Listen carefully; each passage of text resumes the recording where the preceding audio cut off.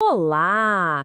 Sabe, uma coisa que a gente raramente para pensar é por que existe um conjunto de leis inteiro só para falar da relação entre quem contrata e quem é contratado? Pois é, hoje a gente vai mergulhar nos fundamentos do direito do trabalho, uma área que, querendo ou não, mexe com a vida de todo mundo. E a pergunta que guia toda a nossa conversa é justamente essa: por que o trabalho precisa de um tratamento legal tão especial?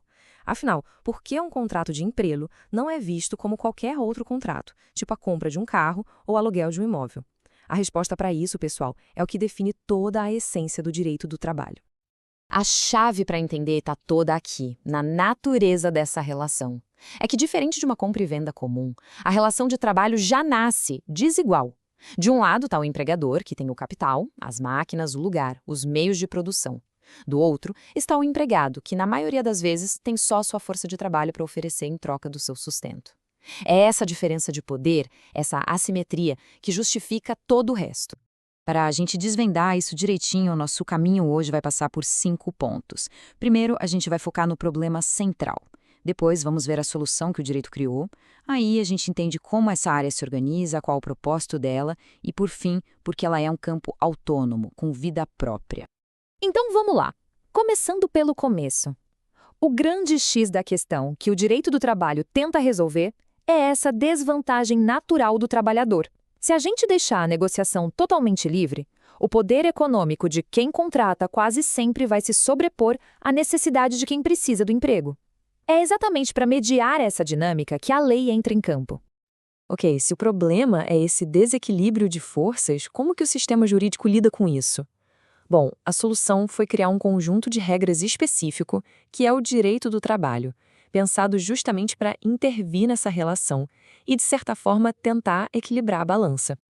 E aí a gente chega na definição mais formal, aquela de livro, sabe? O direito do trabalho é um ramo do direito privado, ele tem seus próprios princípios, regras, instituições e serve para regular as relações de trabalho, tanto as individuais quanto as coletivas. Mas, reparem no finalzinho, o objetivo principal é a proteção do trabalhador.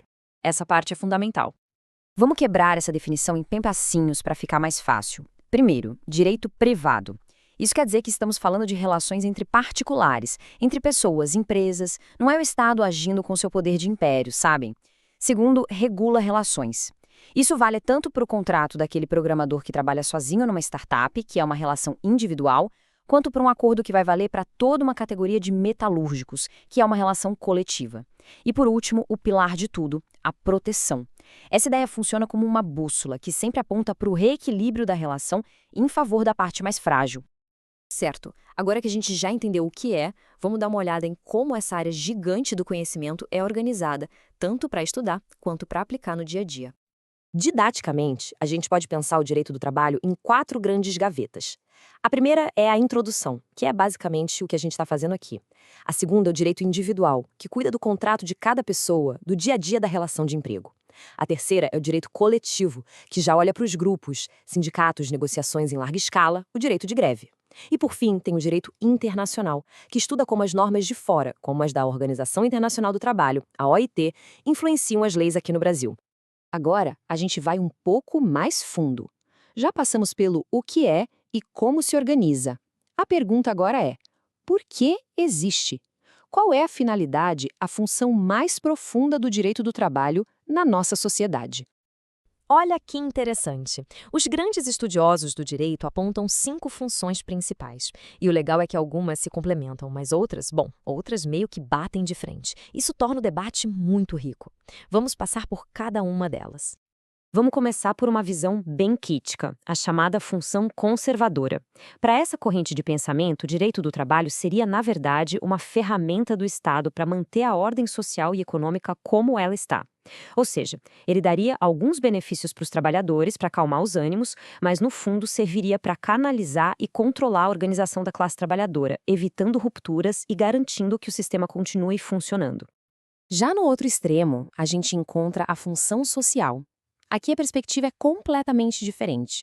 Essa visão defende que o trabalho não é só uma mercadoria, uma troca econômica, mas sim uma atividade que dá dignidade e propósito para a vida das pessoas. E sobre essa ótica, a lei trabalhista existe para deixar claro que o valor social do trabalho, a pessoa humana, está acima do interesse puramente econômico do capital. Mas, apesar desses debates filosóficos que são super importantes, existe um consenso bem grande na área. A função principal, a mais aceita, conhecida como função tutelar ou protetora, é exatamente aquela que a gente falou lá no comecinho: intervir para proteger a parte economicamente mais fraca da relação, que é o empregado, buscando um equilíbrio que sozinho o mercado não conseguiria produzir. E para a gente fechar nosso raciocínio, vamos para a última parte. Por que o direito do trabalho é um mundo à parte? Porque ele não é só um capítulo dentro de outra área, mas sim um campo com identidade própria. Porque nem sempre foi assim, né? Antigamente, lá atrás, um contrato de emprego era visto basicamente como um contrato de aluguel de serviços, regulado lá pelo direito civil, junto com todo o resto. Só que a sociedade foi mudando e ficou óbvio que essa abordagem não dava conta da complexidade e da importância dessa relação. Por isso, foi preciso criar um ramo jurídico independente. E o que garante essa autonomia toda? São basicamente 4 pilares. Primeiro, ele tem princípios próprios, como o da proteção, que não existem do mesmo jeito em outras áreas. Segundo, tem leis próprias, um livro de regras só dele, como a nossa famosa CLT.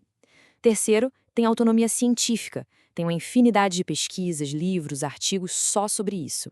E por último, tem autonomia didática, é uma matéria específica obrigatória nas faculdades de direito. Então, se a gente pudesse resumir tudo o que a gente conversou aqui numa só frase, seria esta: o direito do trabalho nasceu e existe para ser um instrumento jurídico focado em corrigir um desequilíbrio de poder e trazer mais justiça, dignidade e proteção para uma das relações mais centrais da vida em sociedade. E para a gente terminar, fica a reflexão. No mundo de hoje, com o trabalho por aplicativo, home office, a tal da gig economy, como é que esses princípios todos que a gente viu, proteção, dignidade e equilíbrio, podem e devem se adaptar aos novos desafios do século XXI? Essa é uma pergunta que vale ouro para o futuro do trabalho.